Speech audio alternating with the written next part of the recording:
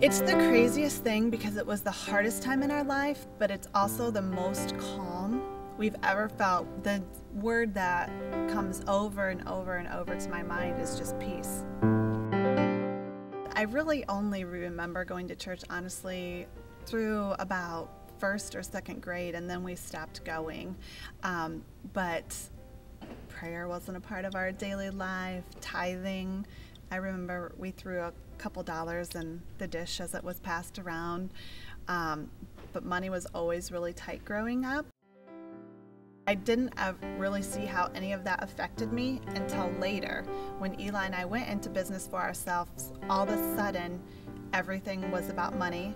Our accountant, our business banker, make more, do this, do that, and then all of a sudden everything became about money, and it did become an idol because that's what we always had to concentrate on. We went through a rough spot at work where a lot of our receivables, when the economy took a tank, nobody was paying us. Well, when you're self-employed, you don't get a paycheck if your clients aren't paying you.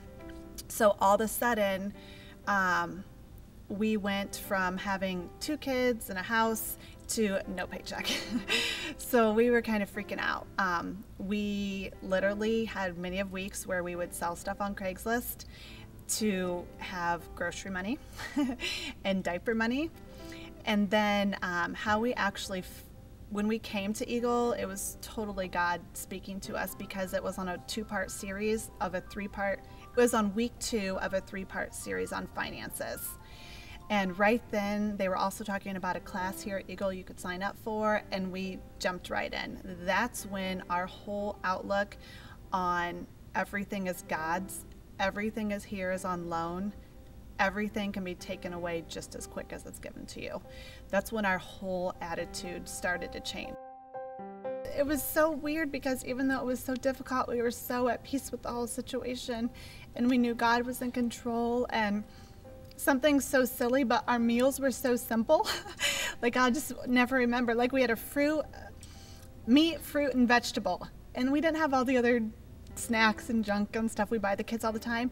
But I don't know why, but that was such a special time because we had so little. But it was so special to us as we sat down at the table together. We were so thankful for even having that. We were learning that we were going to be provided for regardless. We never went without. I mean, it was very, very hard, but we never went without. We didn't starve, we didn't have big gourmet meals, fancy things, but we were happy. We're so happy. And then we started, if we, honestly, on average, we'd have $100 left a week. So we started giving $10 a week to the church. And I can remember like that first week, like feeling almost sick about it because I was like, I have $100 and I need diapers and I'm giving 10. But the first week was very hard. But I think I was also struggling with a lot of letting go and hoarding and holding on to. But each week we would begin to tithe. It was freeing. And then as time went on, it was actually contagious. We grew so much because we were praying all the time, nonstop, because that's all we felt we had. That's all we felt like we could do because we were in such a hard place at that time. You could call it a coincidence, but I know it was God.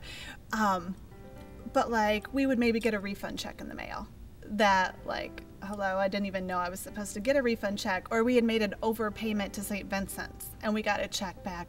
So it was like literally we would give some away, but then it was being replenished. Our business is still very seasonal. We work hard 6 months out of the year, but we have to make enough money to float the boat the whole year. So you still do have those pressures, but this winter, it was getting towards the end, so savings for the winter would start to get low again.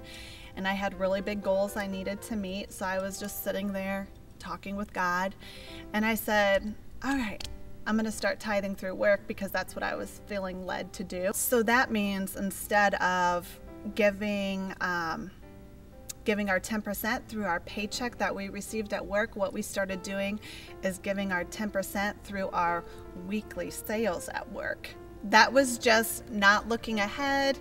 We knew we had everything else to handle, but that was straight 10% off the top, cash in, regardless of whatever else finances and receivables we had to take care of for the month.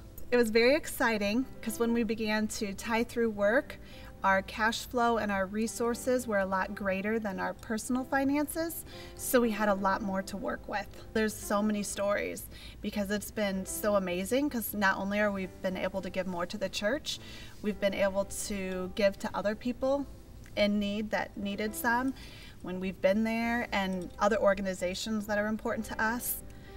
You know, I had lots of scary moments where I just had to say, okay, God, I trust you. I know you are in control. And I probably still say that every day. You've got this. You're in control with every single thing. It can be very scary, but on the flip side, it's very rewarding when you can learn to let that go. The natural way God leads you is you're going to want to continue to find ways to serve and give and your time and resources. I think that's a natural progression in your faith. Starting with that simple little act of giving away $10, how it has released completely. And yeah, it was very freeing. Each week you could feel like a weight, like a layer lifted off your chest. And I would want that feeling for everybody because it does. It feels great. And just pray about it. Just pray, you know, you'll be taken care of and you'll be provided for, and your church family's there to help, you know. But I think it's something that if you're not doing it, it would definitely be a good starting point in your walk with God.